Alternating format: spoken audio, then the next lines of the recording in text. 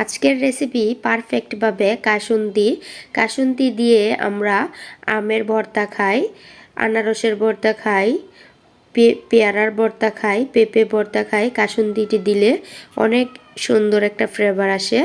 এই জন্য আমি আজ নিয়ে নিলাম সরষা আধা ঘন্টা আগেই ভিজিয়ে রাখতে হবে, তাহলে ফুলে দ্বিগুণ হবে।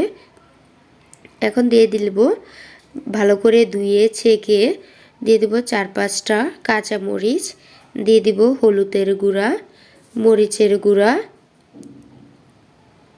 দিয়ে দিব আমি বিট লবণ,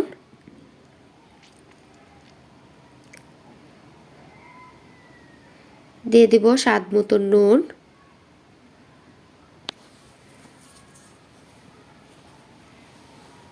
দিয়ে দিব আদা বাটা বা আদা কুচি করাও দিতে পারেন। এখন আমি ব্লেন্ড করে নিব।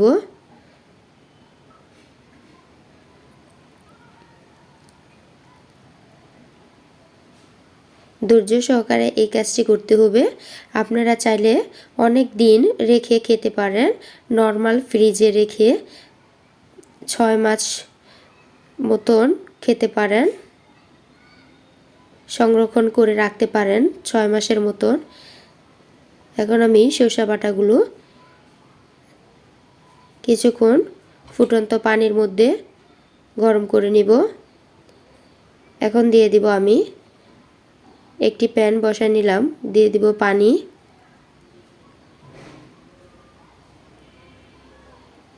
2 কাপ পানি দিয়ে দিব। 2 কাপ পানি দিয়ে সিদ্ধ করে 1 কাপ করে নিব। করে এভাবে কিছুক্ষণ অনবরত নেড়ে নিতে হবে, ভালো করে নেড়ে চেড়ে। আপনারা চাইলে চিনি অ্যাড করতে পারেন মিষ্টি খেলে।